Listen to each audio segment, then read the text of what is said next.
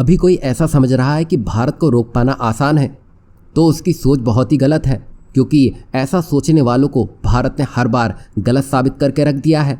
आपको याद होगा कुछ समय पहले आतंकी पुन्नू ने भारत के एयर इंडिया में सफ़र करने वालों को 19 नवंबर दिन के लिए तैयार रहने को कहा था, जिसको लेकर भारत सरकार ने सख्त रुख अपनाते हुए कनाडा को इसको लेकर खरी खोटी सुनाई, जिसका नतीजा ये हुआ कि 3 दिन में ही कनाडा लाइन में आकर खड़ा हो चुका है और कहा है कि हम एयर इंडिया की सुरक्षा पर ध्यान रखेंगे। आपने देखा भारत के सख्त होते ही इनकी छाती पे सांप ही लौट गया है, क्योंकि अगर भारत एयर बॉयकॉट पर आ जाता तो कनाडा ही क्या अमेरिका भी ज़मीनी हवा खाने को मजबूर हो जाता। लेकिन अभी कनाडा पूरा सीधा नहीं हुआ है।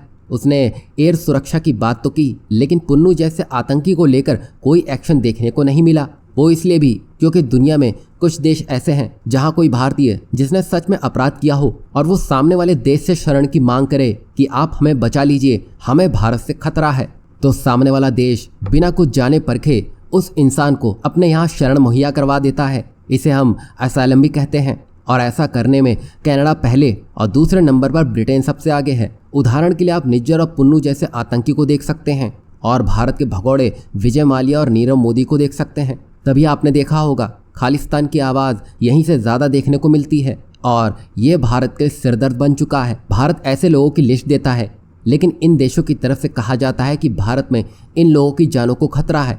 तो आप समझ सकते हैं कि ये किस तरह की स्थिति है। लेकिन अब भारत बदल चुका है और जैसे को तैसे का जवाब देते हुए भारत ने ब्रिटेन को उसी अंदाज में जवाब दे दिया है। बता दें कि भारत ने पहले ब्रिटेन से कहा था कि वो खालिस्तानी समर्थकों के ऊपर एक्शन ले। यहाँ पर ब्रिटेन ने बात तो सुनी, लेकिन उसे पूरी तरह अनसुना कर दिया। तो भारत ने भी ब्रिटेन के भारत में दूतावास के आगे पब्लिक शौचालय बनाने की बात कह दी, ताकि वहां पर कोई भी आए और उस दूतावास की सुरक्षा दांव पर लग जाए। साथ ही भारत ने ब्रिटेन के साथ हो रहे एफटीए को लेकर भी अपना कड़ा रुख सामने रख दिया था और भारत ने ये सब करके बता दिया कि अगर आप कुछ नहीं करेंगे तो हमसे भी उम्मीद की उम्मीद ना सोचें। बस ऐसा करने की देरी थी। ब्रिटेन ने हाल ही में एक ऐसा फैसला ले लिया है जिससे भारत को अब एक सेफ कंट्री की सूची में डाल दिया जाएगा।